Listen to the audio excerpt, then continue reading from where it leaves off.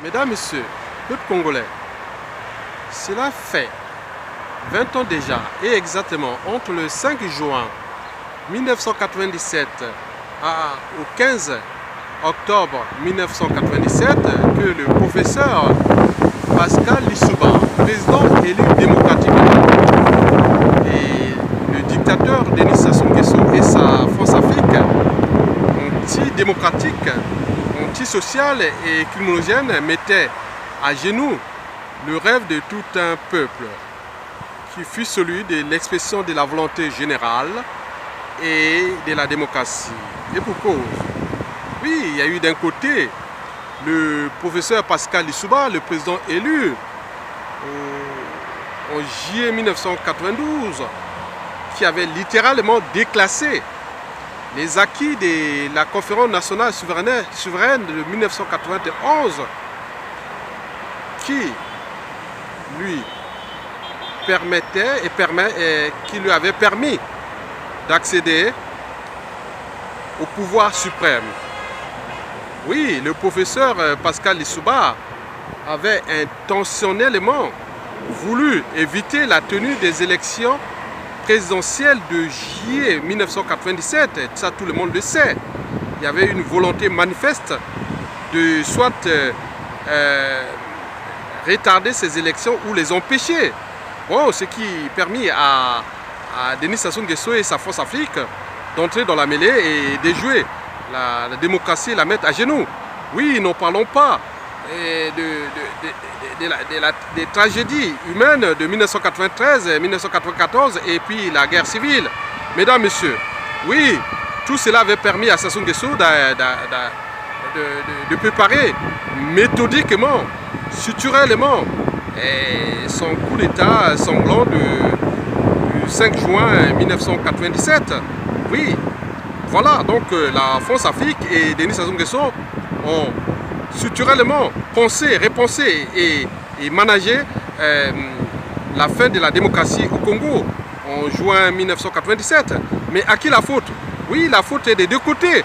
Ça, il ne faut pas être subjectif, il faut être objectif. Monsieur Sassou Nguesso n'aime pas la démocratie, n'aimait pas la démocratie. Monsieur Lissouba a fait des erreurs contre la démocratie au Congo-Brazzaville. Bien sûr, on arrivait au pouvoir au lieu de penser, de repenser la démocratie. Il a plutôt organisé une démocrature, condensation, pseudo-démocratie plus dictature. Donc cela a permis à Sassou Nguesso d'arriver au pouvoir. Oui, bon, donc tous ces acteurs-là sont responsables et coupables. C'est un dossier à charge contre M. Lissouba et aussi contre M. Sassou Nguesso et sa France-Afrique, dont les conséquences sont toujours d'actualité. Donc ne cherchons pas des boucs émissaires, ne restons pas dans la culture des boucs émissaires. Nous sommes tous individuellement et collectivement responsables de la situation actuelle, c'est-à-dire des conséquences post-conférence nationale, parce que la conférence nationale, quelque part, a été d'une naïveté sans borne contre la personnalité, envers la personnalité du dictateur Sassou Nguesso. Et nous l'avons laissé entreprendre ou organiser son coup d'État. Bien sûr, les problématiques de tribalisme et aussi tribalisme politique, des intérêts particuliers et partisans ont été au cœur de ce chaos et que nous vivons jusqu'aujourd'hui les conséquences. Mesdames, Messieurs, vous savez que depuis 1959 jusqu'à nos jours, les acteurs politiques congolais ne sont responsables de rien, ni du bilan de leur mandat passé ou en cours. Alors ils prospèrent. Leurs discours stupides comme quoi qu'il faudrait, on devrait, ça pourrait et autres, ils ne sont pas en mesure de repenser ou de structurer un écosystème sociétal à l'échelle congolaise.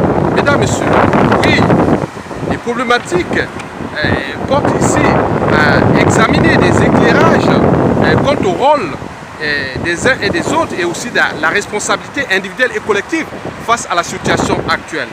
Bon, donc ça, c'est ça. Donc il faut rester objectif, impartial. Donc la crise politique et le déshumanisme et le déclassement que nous vivons aujourd'hui, tous ceux qui ont dirigé ce pays depuis la fin de la conférence nationale démocratique souveraine et la période de transition qui fut une période plus démocratique que le Congo n'avait jamais connue. Mais à la suite, on la connaît, 92 jusqu'à nos jours. Donc c'est eux les responsables. Donc nous devons dégager ces responsabilités et éviter surtout les amalgames, le négationnisme et la guerre des écuries et de ses intérêts particuliers. Mesdames, Messieurs, peuple congolais, je vous informe que nous sommes tous responsables et coupables de la situation que nous vivons actuellement au Congo-Brazzaville. Du nord au sud et de l'est à l'ouest, avec tous ces acteurs politiques qui sont certains sont morts, d'autres sont en exil, d'autres sont encore avec le régime, qui soit du nord, du sud et de l'est à l'ouest. Les dignitaires sont du nord au sud et de l'est à l'ouest. Ne cherchons pas les amalgames. Donc nous devons nous responsabiliser individuellement et collectivement pour avancer.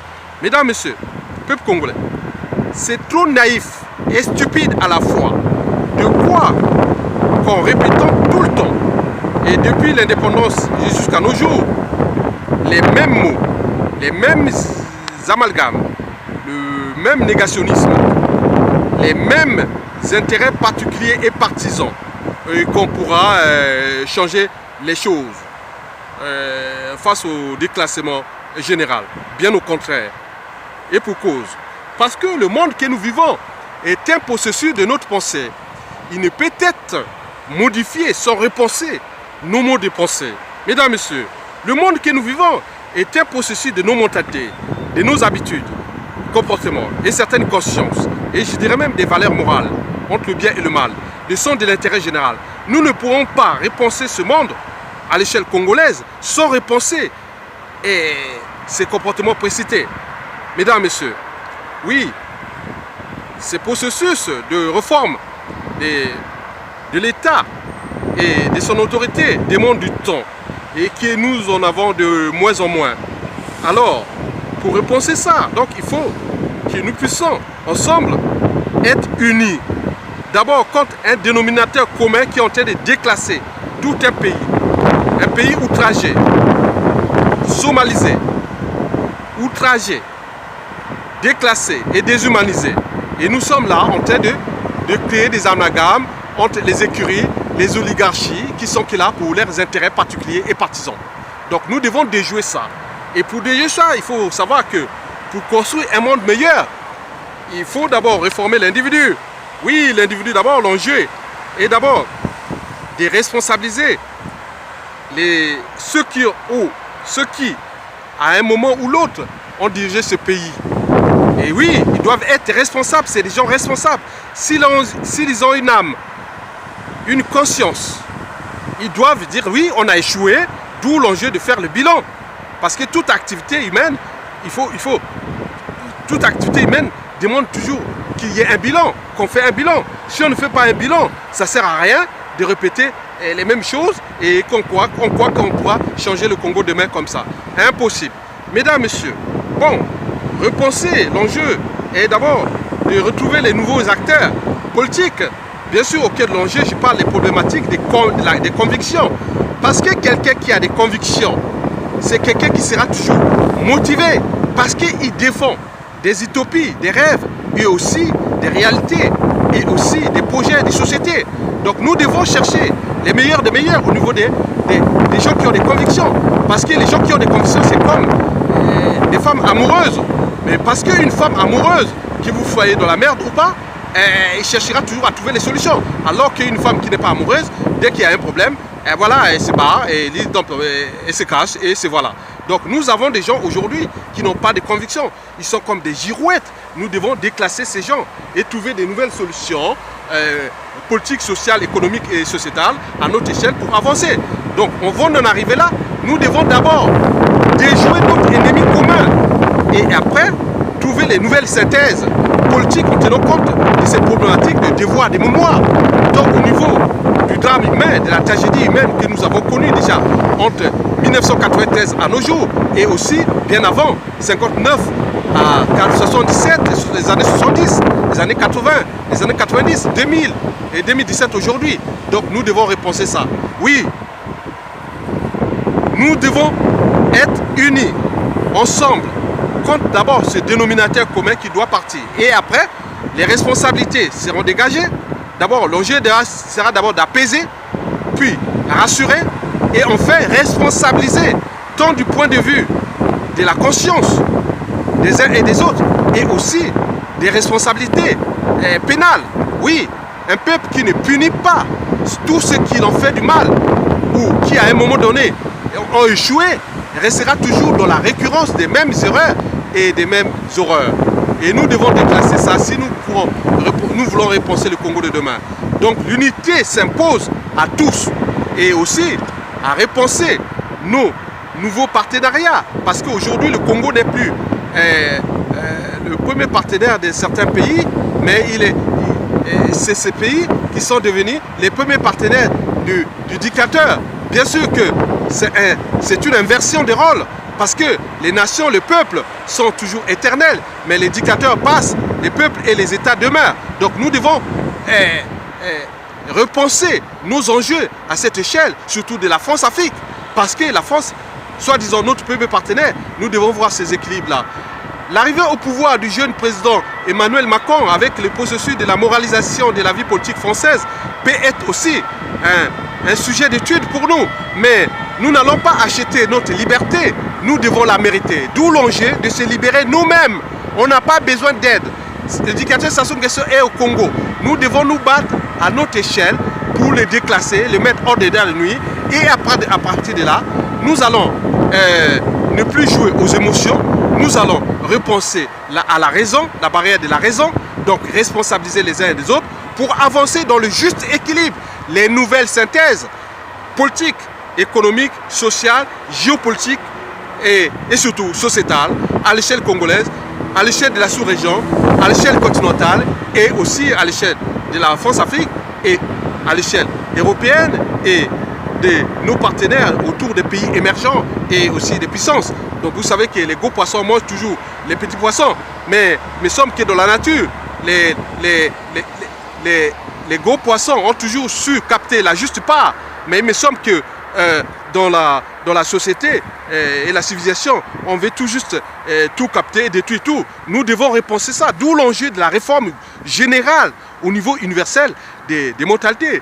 Parce que nos besoins de consommation sont illimités et les ressources disponibles à ces besoins sont limitées. Oui, donc on ne veut pas tout déclasser parce que l'enjeu est celle d'abord des générations, et celui d'abord des générations actuelles, mais aussi futures, nos enfants, petits-enfants et arrière-petits-enfants. Parce que nous sommes désormais dans un monde interdépendant.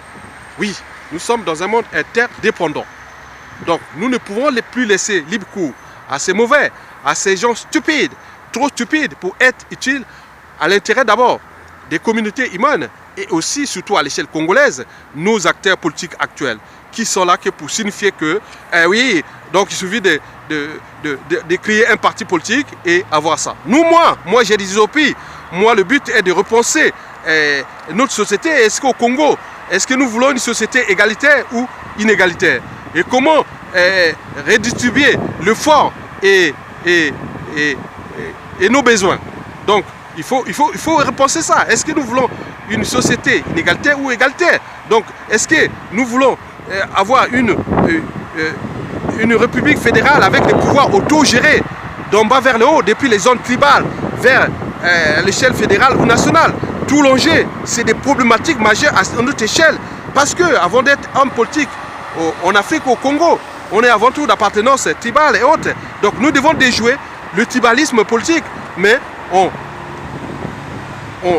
l'orientant vers les zones tribales des régions-États où les acteurs, les compétences, les ressources de ces régions pourraient être là en mesure de repenser l'équilibre national. Oui, il faut repenser tout ça. Donc c'est possible. D'où l'enjeu d'être unis et d'abord déclasser ce monsieur qui est en train de déclasser tout un peuple, c'est-à-dire le peuple Congo-Brazzaville. Un pays riche en idées, en culture, mais aussi en ressources naturelles. Donc nous pourrons créer demain des valeurs ajoutées et intégrées dans un monde global en repensant les enjeux du développement soutenable ou durable. Mesdames, Messieurs, vous l'aurez compris et à bientôt.